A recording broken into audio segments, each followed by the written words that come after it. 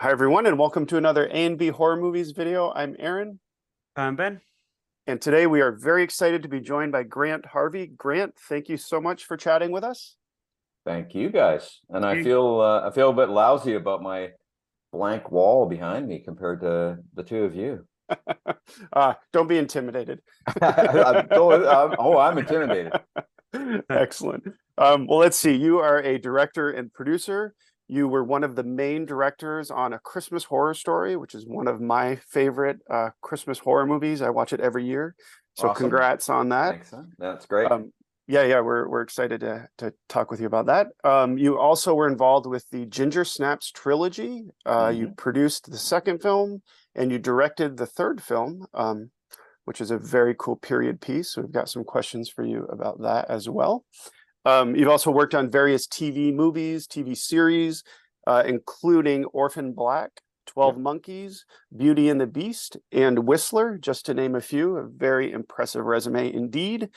And you have a new supernatural thriller coming out called How We Ended Us, which we want to ask you a few questions about that as well. But let's see, Ben, why don't I turn it over to you and you can ask the first question. Yep. Cool. Just want to say thank you for doing this. Brilliant. So It's honestly it's a pleasure, guys. thank you. I'd just like to ask, we're saying with a Christmas horror movie, why a Christmas horror story? Well, with Christmas horror story, why a Christmas horror movie? What's that? Sorry? What? Sorry, I said I just want to ask, obviously a Christmas horror story. Yeah. Why did you go with a Christmas horror movie? Was it an idea you'd had for a while, or?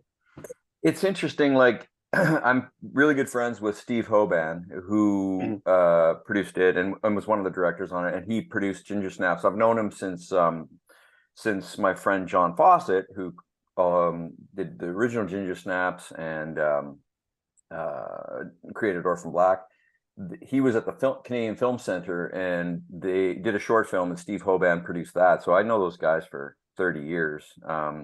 And Steve, I think he was working on something and just had a notion about he had done an anthology TV series. That's what it was. And he was like, man, that was fun. And so he said, well, what about Christmas? We could do an anthology film. So he literally printed up a Christmas card and took it to AFM. And the first person he sat down with was like, we're in. And this, I think, so that would have been in October. And we were shooting it in January. Like, it was an incredibly fast turnaround. But because it was an anthology, we could not get a number of writers working. And so it was literally just, on a whim. And then the idea really caught on quickly. And it was a lot of fun because it was not, I mean, in Canada, I guess in Hollywood as well, you sort of languish in development for a long time on projects, and that one was like that. Yeah, it just came together. The stars aligned. Yeah, it was so very fun. yes.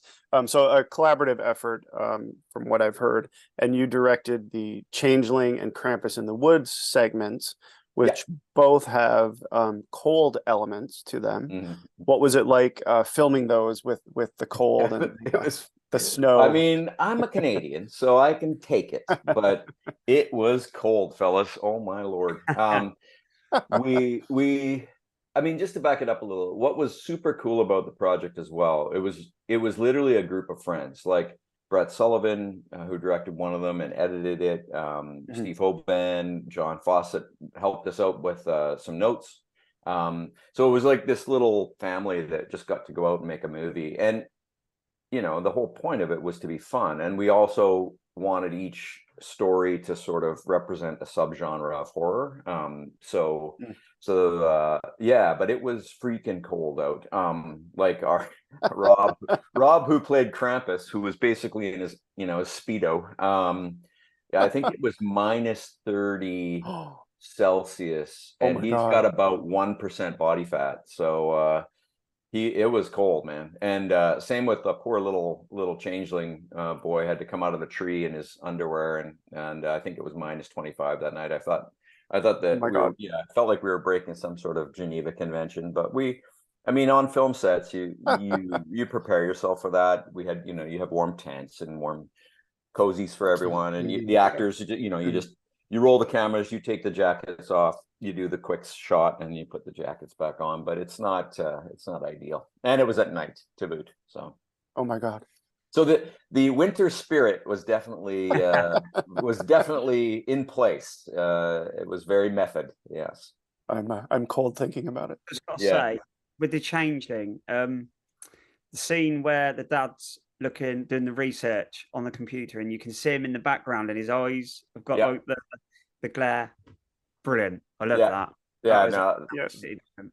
super fun, and the cinematographer Gavin and I, like, it was really creative, the whole process. Like, everyone, like Steve and Mark, all the producers were very generous with just like, shoot it how you want to shoot it, and that one had a very specific style.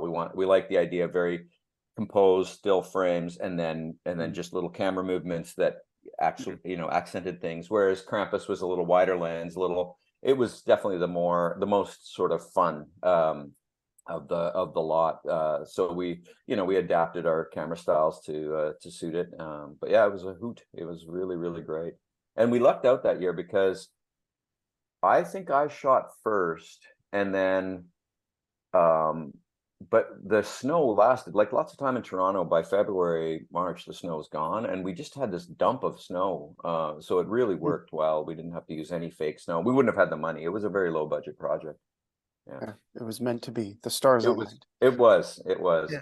But you say that, I think this film's got like you say it's low budget, and you can watch movies where you sort of go, it's a Christmas movie, but you can kind of tell it's not filmed around the Christmas time. But I think this film had a really good Christmas vibe to it. The feeling was there, and it was, I think it's really well done. Yeah, no, and I think it because a lot of the sort of Christmas movies, the Hallmark Christmas movies, they're shot in July, and I feel like it really, like, I'm glad you noticed that, because it really does feel authentically winter, yeah.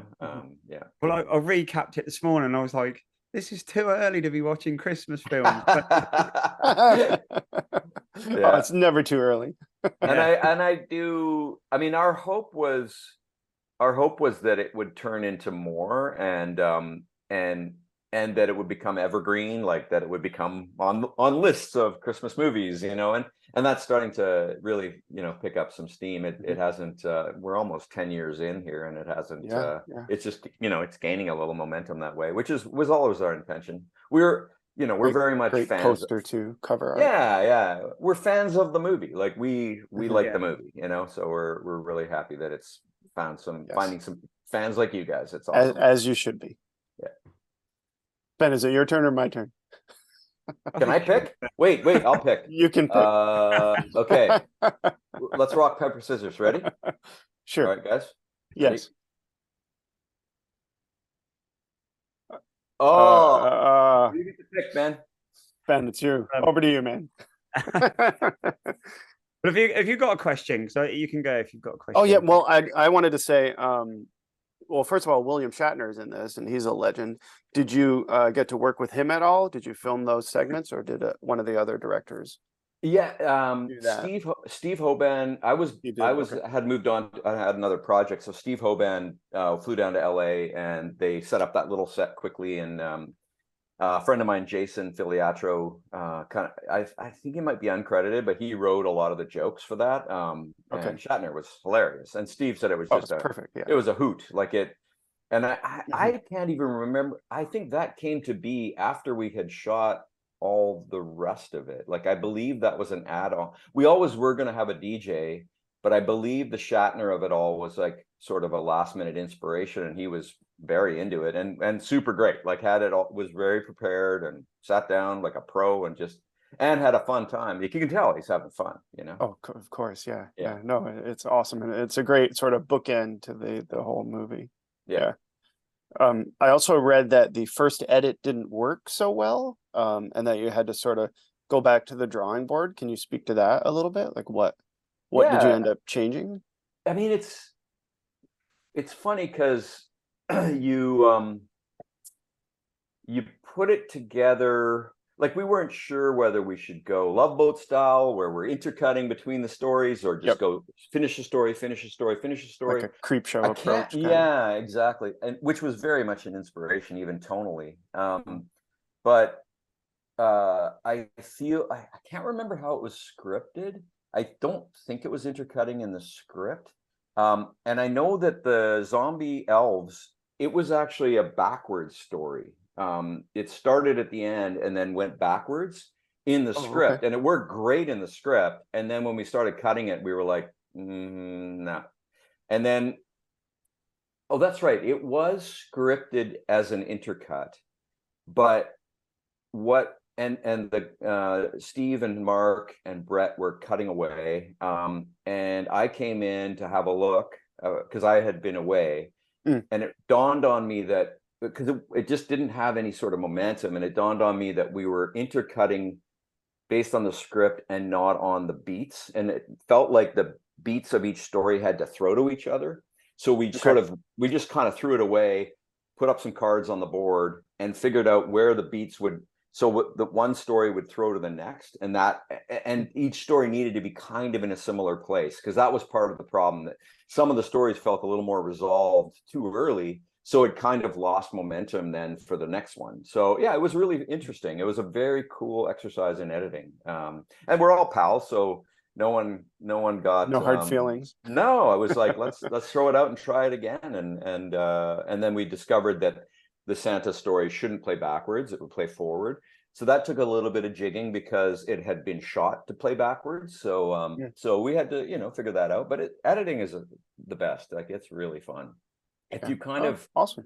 Yeah, if you free yourself from the script and from your preconceived notions, editing is awesome, because you're just, you got to be willing to fry some babies, but it's the greatest because you're discovering what the movie was meant to be all along, which is a lot of fun. Yeah. Oh, that's great. You sort of take it outside of the script and view it as a separate really entity entirely. I see that. I remember that when I was first starting out. You're so precious. Like, some shot would take it took a lot of money and it took a lot of time on set, and you try to keep it in, and but it's not working, and you're like, no, but it cost a lot, we got to keep it in, and then once you grow up, like, I love frying babies, because to me, it's like part of the process. You got to let it go and let the movie tell you what it's going to be, and it's just really, it truly is a creative thing. Like, I really love editing. Yeah, it makes me think of Little Shop of Horrors. What is it? The most expensive ending that never came to be. Yeah. Because the audience hated it so much. Yeah, there's a few of them for sure. Yeah. I've never seen that ending, by the way. Everyone always goes on about this ending. I've never seen it. Oh, the Little Shop of Horrors? Yeah, it's like I've seen Little Shop of Horrors, but never the ending that everyone goes on about. Yeah, check it out. It was kind of like the plant becomes like this giant monster and like attacks Manhattan. That's awesome. Yeah. Look it up. You can watch it. It's a few minutes long. I think it's the most expensive segment that ended up not being in the movie. Huh. Do you have time? Do you have time for a quick story like that? Yeah, go for it. You can always edit it out. Yeah, no, sure, go for it. So a bunch of my friends, this has nothing to do with horror, but it has to do with frying babies. A bunch of my friends worked on Jesse James and the Coward Robert Ford in Alberta. And the sequence that opens the film, where the train is going down the track and all the lights are going through the trees on the Jesse and his gang, super iconic sequence. Well, Roger Deakins had spent a week and probably $500,000 lighting this whole train tracks and all that, with the big, brought in big trucks from LA up in Edmonton, had it all lit. And the first night of shooting, they had the light on a cart that was rolling down the track turned on before they turned all the big lights. And he was in the woods, and he was like, holy shit, that's how it works. My friend is the gaffer on it, so I know I'm an authority on this. But he said, well, that's the way we're going to shoot it. And he never turned all the big lights on. So to have that sort of confidence to fry probably $500,000 and just say, and it was the right choice. Yeah. Oh, that's great. Pretty cool. Very cool. Yeah. So you were saying like the script didn't work at first. Is there any segments of the script you wish that, looking back now, that you'd left in that you didn't? One of the things that was a bummer was in the Krampus segment was quite a bit funnier. The writer was very funny. But just tonally, it just felt like way too, because we were intercutting and not doing the creep show thing.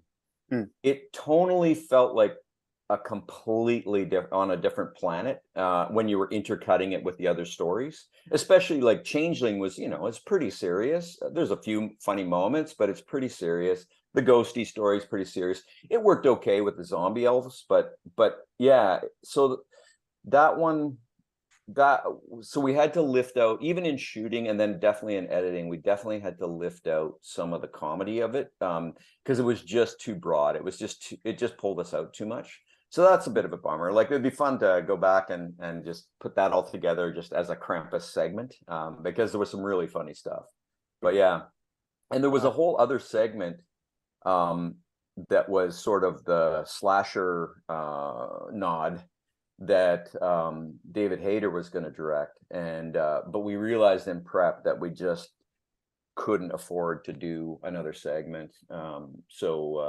So he graciously said that's cool, and yeah, we didn't shoot his segment. Well, maybe a sequel one day. Well, that's kind of what we were hoping, but Ewan didn't go there. Too bad. Well, Yeah. we would definitely count us in if it ever All happens. right. Well, I know. I think that, yeah, maybe it will be one of those things down the road where we can just stir it up again. For sure. So you mentioned Creepshow. What other films would you say influenced Christmas Horror Story? Other Sort of anthologies. Yeah, anthologies wise, I mean, certainly the can't remember the name of it right now. The anthology at Halloween. Trick or Treat. Yes. Yes. I mean, that was an inspiration just from we should do this around a holiday. Perfect. Like idea wise, that was an inspiration. I mean, I definitely think we're all big fans of The Thing. So that was in there for us, of course. I'm trying to remember back. There was something Tales from the Crypt. Yeah. And like even just we were all fans of Twilight Zone, like the reruns of that when we were kids. So anything anthology based. And we all also are all old enough to remember there was a TV series called Night Stalker that scared the shit out of all of us when we were little, and that was an anthology. So definitely anthology. That idea of anthology. But I'm trying to. I can't really remember. The Hitchhiker used to be on HBO back. Oh in the yeah, 80s. That was good. Yeah. Monsters, Tales from the Dark Side. Yeah, there's lots. There's a lot. Yeah. I guess there's a Thanksgiving movie coming out now. There is. Yeah. Eli Roth. Yeah, Eli Oh, Roth. that's right. I forgot that it was him. Yep. Oh, cool. And there's It's a Wonderful Knife, which is like a play on It's a Wonderful Life. I think is out right now at the theaters. It looks like a really funny premise. The girl stopped a serial killer, but then it turns out when she doesn't exist that she didn't stop the serial killer, and he kept on killing people. She's like, but don't you know who I am? That's yeah, it looks really funny. That's good. 'Tis the season. Yes. Let's see. Well, I have a couple questions for you about Ginger Snaps. Did you ever, so working on the first film, did you ever imagine that it would become so popular and become the trilogy that it is? Yes. Yes. I remember, so John Fawcett and Karen Walton and Steve Hoban were developing it. And actually Vincenzo Natali was meant to direct the second unit of the first one because he had done all the storyboards for it because they were friends, John and Vincenzo. And then Vincenzo and John and I grew up together, went to film school together. So he had kind of been telling me about this project. Yep. And Vincenzo's film Cube got the green light, so he had to step away. So John phoned me up and said, would you come and direct the second unit? This little movie I got is going.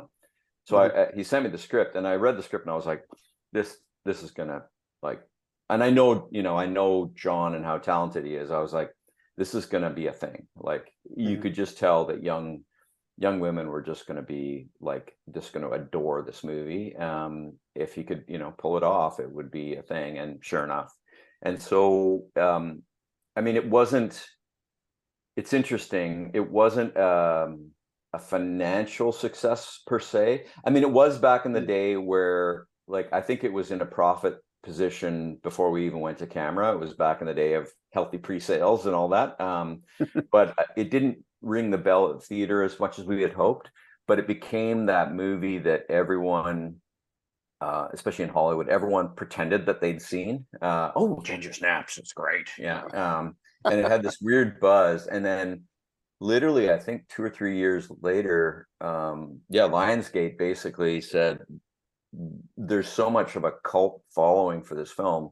Give us 2 more. We'll give you the money to make 2 more. Just make sure the two women are in it and more werewolves. And that was it. That was their notes. So we literally got to sit down around a table again, same group of friends: Brett Sullivan, Mark Smith, Steve Hoban, John Fawcett. We just sat around and came up with the idea for the sequel. Like, I think we sat around for 2 weeks in Toronto, came up with the idea of the sequel, and then for the third one, John was like, we were like, I don't know what do we do, and John was like, I just have always had this image of Bridget with a sword. That's literally that. We were like, yes. Oh, it's so good. I watched, we watched the other night. Yeah. So we literally was like, it's going to be back in time. And because we're Canadian, we're like, it's fur trade. It's going to be in the fur trade. And, spoiler alert, that's literally where the idea came from. It was not any sort of high concept. It was like, John was like, wouldn't Bridget look cool with a sword? So, and cold too. It's cold. very cold and snowy in that. Yeah. And it became, yeah. I mean, as Canadians, like, the theme of, man versus nature is pretty prevalent in a lot of Canadian art. Because literally I could go outside in this city in January, I could go outside wearing the wrong clothes and be dead in 30 minutes. Like, that's what we live with. So a little cold up there. It's a little cold. So we decided that, and then once we started writing them, I realized that there was both a great old mental institution as well as a great old fort in Edmonton, and I lived in Calgary at the time. So, and a pretty good tax credit structure. So I pitched everyone to come out and see them, and everyone was like, man, this is perfect. So we shot both films back to back in Edmonton. And then I was brought on as a producer as well. So to help with the Alberta of it all and access the tax credits there. But yeah, it was a great time. I mean, very stressful, but because we were shooting 2 movies back to back. But a lot of fun. But you pulled it off. Ben, before I turn it over to you, I do want to show the Second Sight trilogy box set that just came out. I don't know if you've seen this. Oh, that looks awesome. Look at how cool is that? That is great. I think I knew that was coming out because I think they interviewed a bunch of us a couple years ago or a year ago. Whoops. Oh, that's great. It's got like a whole book. I haven't looked at it yet. I just got it the other day, but fantastic. Oh, I'll have to get my hands on it. That's very cool. It's a Second Sight, so it's a UK release. Yeah, that's right. Yeah, that's very cool. Pretty. Ben, I don't know if you've gotten a copy yet, but I haven't. I've got the original somewhere. Yeah. Okay, I just wanted to show off. Go ahead, Ben. That's great. They say you sat around for sort of like 2 weeks with ideas. Was that 2 weeks expanding the ideas that you had, or was there a lot of different ideas? No, it literally we got the phone call from John and Steve, like Brett and myself, and and just got a phone call saying, guys, Lionsgate wants to make 2 sequels. It's green lit, like we're a go. Come to Toronto and we'll jam. And so we just were started from scratch, and with the knowing that we needed to have both actors in it, and knowing that we needed that the studio wanted more werewolves. So that was honestly, I mean, when does that ever happen? Sit around and that's amazing. Yeah, you have the money and you sit there and come up with ideas. Like, it's just unheard of. Yeah, so cool. Very grateful. Did you, before you got obviously the phone call to say they wanted the sequels, did you ever have any ideas like, if this is a hit, maybe we might go here with it? Was there any ideas sort of running around already? Yeah, I mean, because I'm really good friends with John, we would chat about that. I think he was kind of, there was some interest from Hollywood, also about a TV series potentially, which there's been a few swings at right recently, and actually I think there's a couple things in development, like there's an idea in development right now. Oh wow, cool. Yeah, because I think it would, there's enough lore there that you could definitely make a good series about it. Yeah. A few seasons out of it too, for sure. But no, nothing other than just like, having a beer and going, hey, that'd be fun to see, what if we found Pam and Bridget in hell, and like it was literally just that kind of banter more than plan. That would be cool. It kind of surprised us. Yeah, that would be cool. Look at where all the Hellraiser movies went. So that's right. Sky's the limit. Ginger snaps in space. Yeah. So I've got to ask, what was it like working with Emily Perkins and Catherine Isabel? Oh, I mean, they're awesome. They're very different people. Like she's kind of quiet and bookish and a little bit like Bridget. And then Catherine is very gregarious and a little bit like Ginger. Awesome. Yeah. But they're super sweet and real pros. Very just troopers. It was cold as hell when we were shooting. And they put up with it, and and they really respected the success of the first one and the characters, and were kind of all over us if something felt false or not proper. They would definitely speak up. They felt, and rightly so, they own those characters. They really do. Great. Was they game, as soon as you contacted them, was they game for the sequel straight away? Emily was. It's a great question. I'm going to give you an honest answer. Emily definitely was. Catherine had to be convinced, because, and it wasn't because she was, she was busy, but it's because she had such a love for the first movie. She really didn't want it screwed up. And so we knew the second movie was more a Bridget movie, and that kind of eased Catherine in. She just had to, show up once in a while and be a little ghost. And so, and then she got, and then when we told her what we were doing for the third one, and that, we needed her to be in it or it wouldn't have been what it would be, she realized that it was different enough from the first film that she was okay to reprise the role and do it. Awesome. I mean, integrity. What more can you ask for? Of course. Well, let's talk a little bit about your new movie, How We Ended Us, which just came out. Tell us about it. We haven't had a chance to see it, but what would you say to folks who haven't seen it to convince them to watch it? Well, we literally, we just finished it. I've been doing a lot of television, and I actually did some video game work too. I directed some cinematics for video games, and which was really fun. I did Far Cry 6 and Watch Dogs Legion. Did all the cinematics, which was a blast. Because I've been directing TV. What's that? Well, just you said about Watch Dogs. I said I'm just playing that actually. The Oh, Legion. nice. Oh, very good. Yeah. So all the cinema, all the cutscenes I did, I directed those. Cool. But it's TV. It's been a great living. But a lot of what directing TV is about is making your day, not rocking the boat. It's not super, the creativity a lot of times comes into how the hell do I get this shot in time for the money.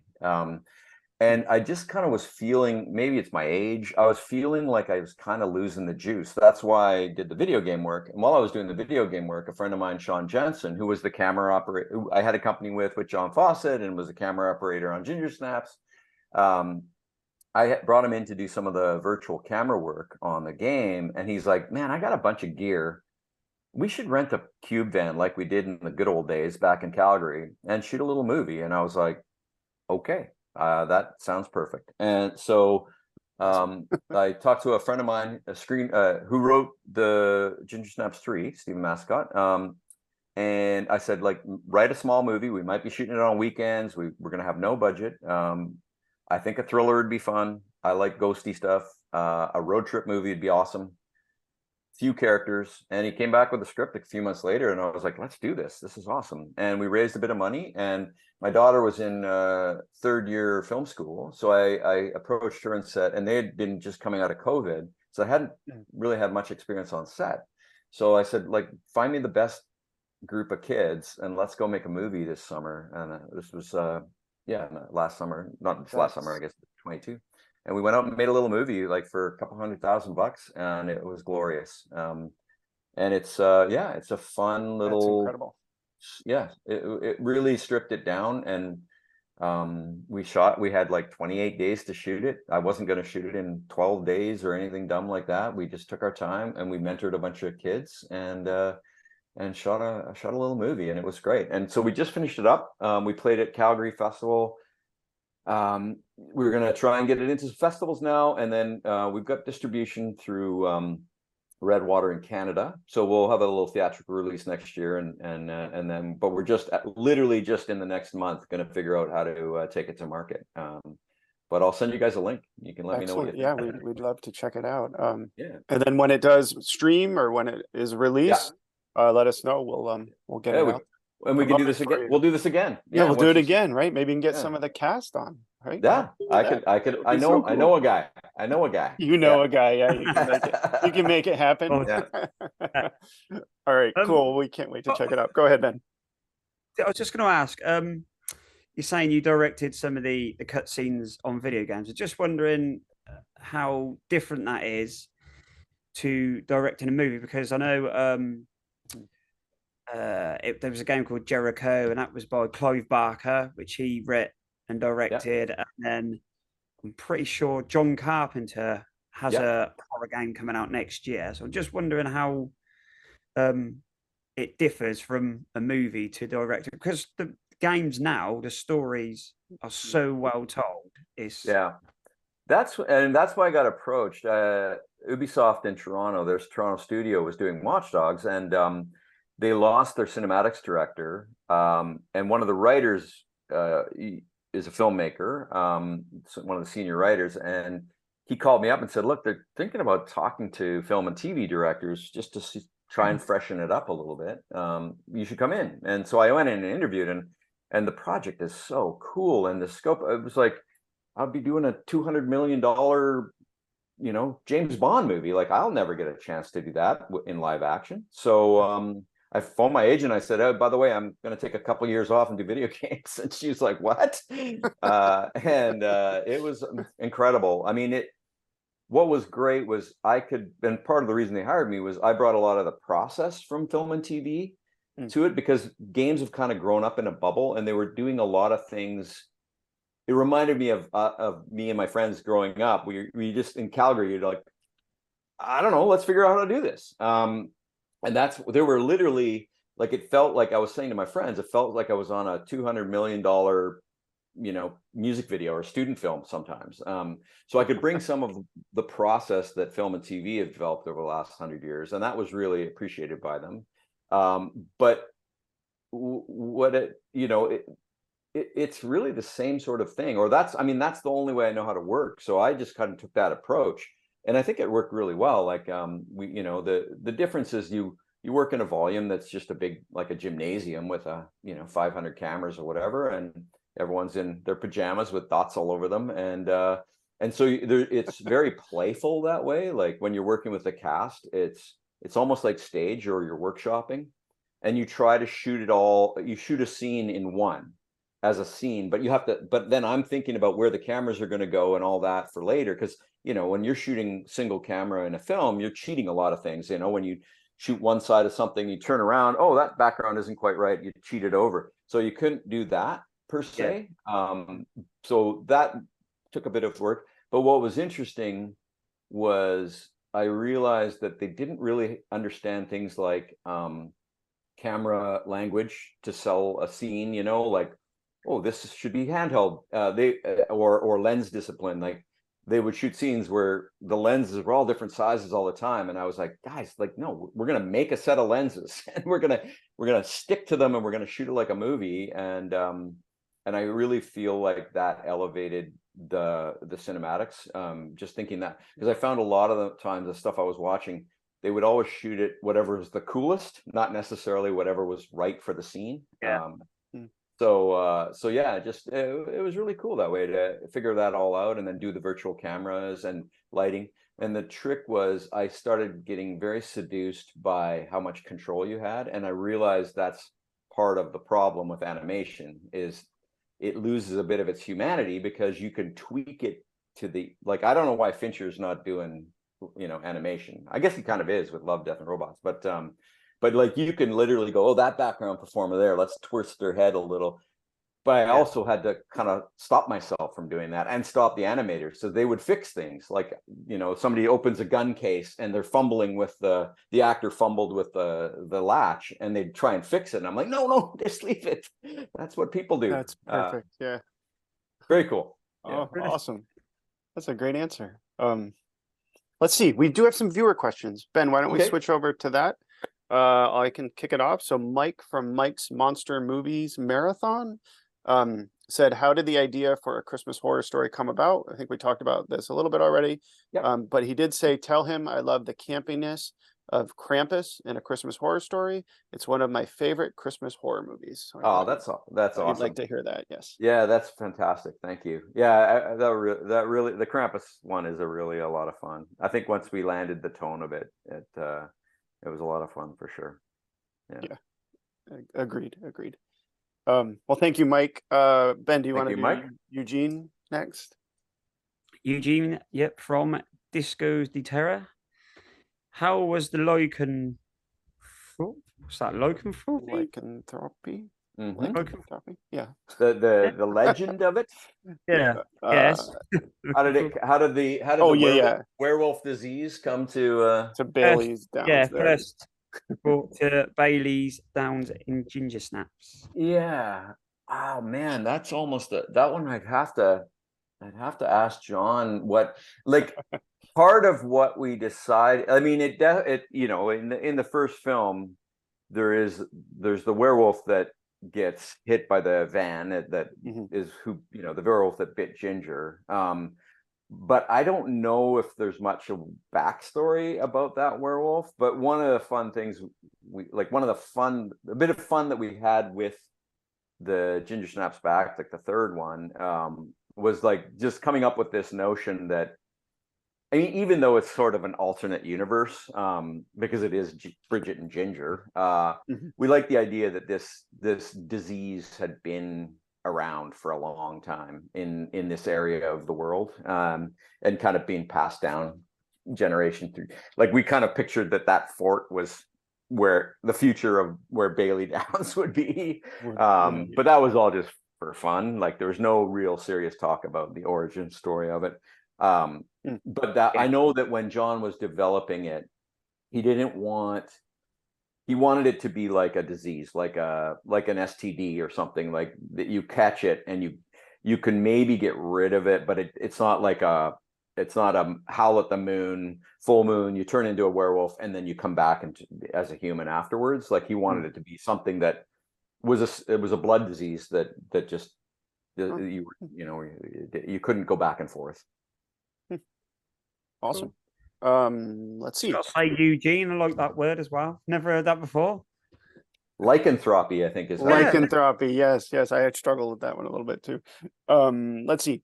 Keith from Nerdy Movie Lover asked, what was the most challenging aspect of filming Ginger Snaps 3 as a period piece?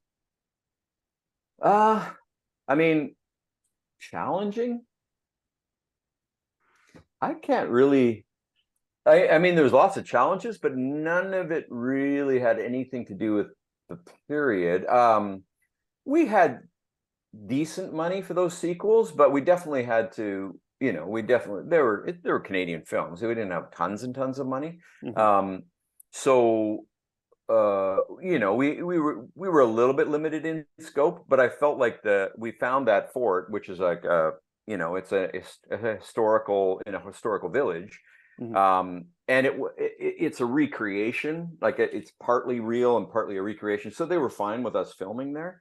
So if we hadn't had that fort, I don't think we could have done it. Then it would have been too challenging. But that fort allowed us to just go in and dream it up and shoot it. And quite frankly, one of the best things about shooting a period film is that there's no costume changes. Everyone wears the same thing all the time.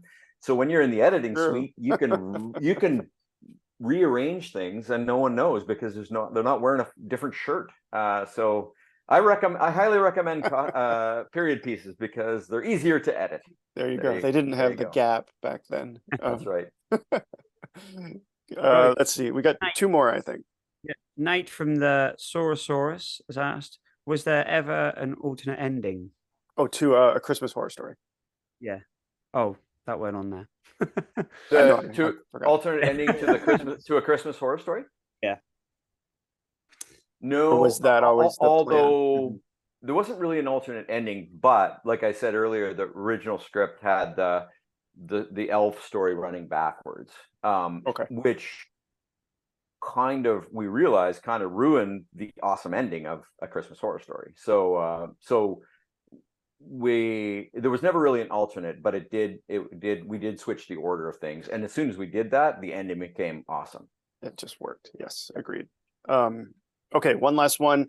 This is from David Willing, who directed the Australian film Surrogate, which is an amazing movie. I have not seen it, but now I will watch it. Oh, you should definitely check it out. And you can find him on Instagram at surrogate_film_2023.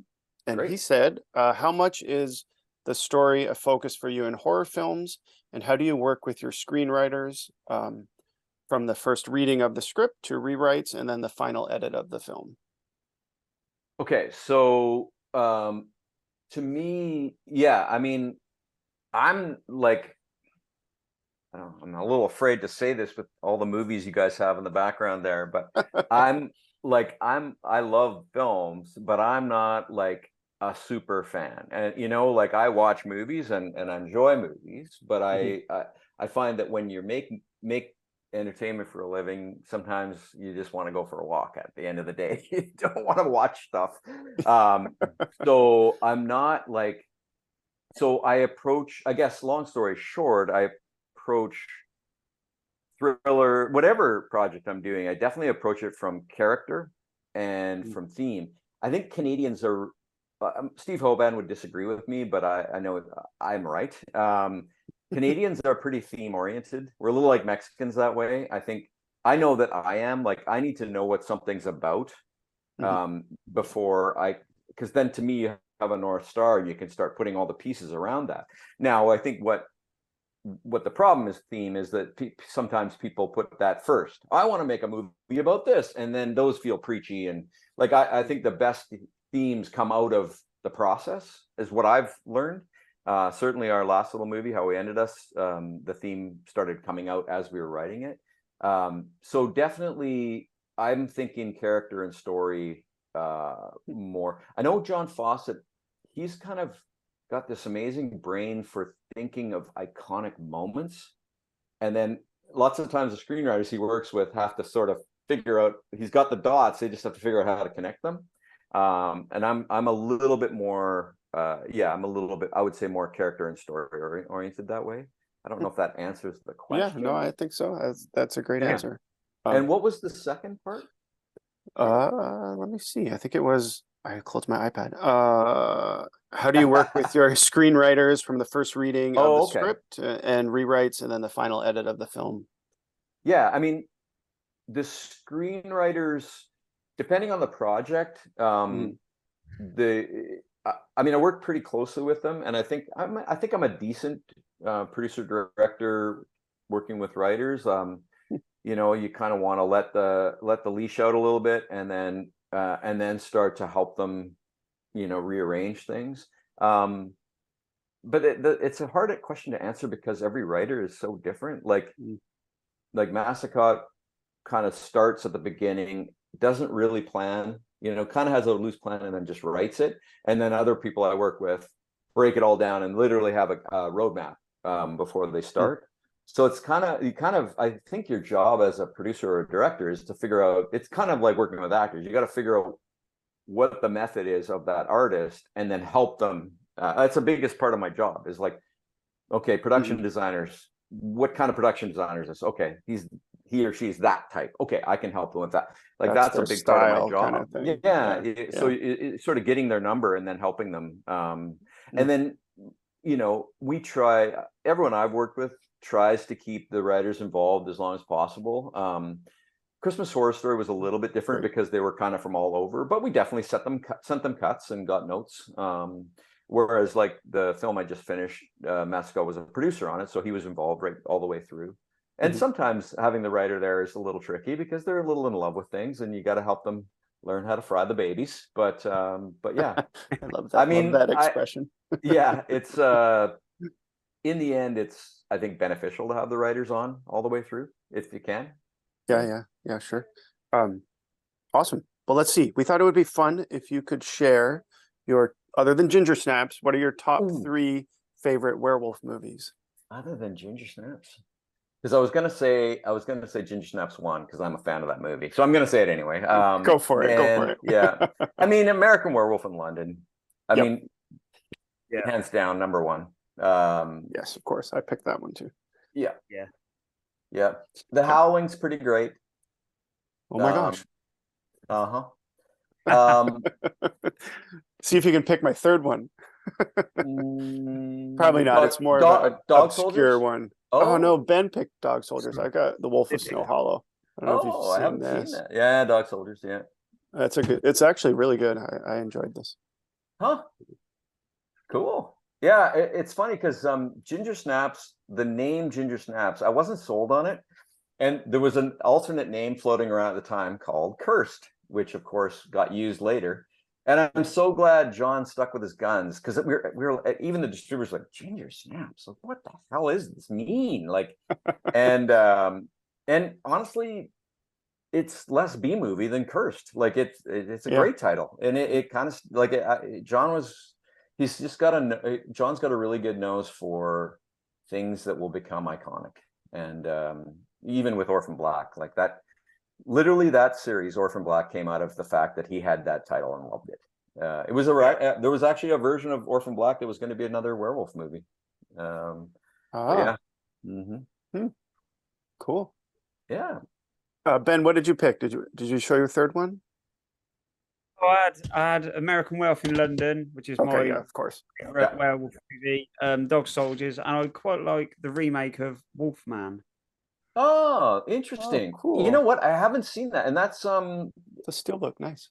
Del Toro, right? Yeah, it's different. The original Universal one is absolute classic, but this was a good remake, and so that's a good one. Yeah. You realize there's actually there's a lot of them out there. Yeah, sure are.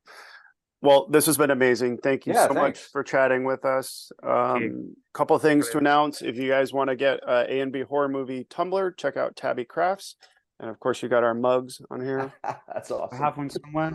Ben has one somewhere, yes. Ben, do you want to do the closeout? Yeah, go over to Instagram, follow us over there, A&B Horror Movies. If you just come across this video and enjoyed it, subscribe and like because it helps us out. And thank you to Grant and thank you to everybody watching. Also, thanks, guys. They are making The Thing video game, so contact Grant to make it.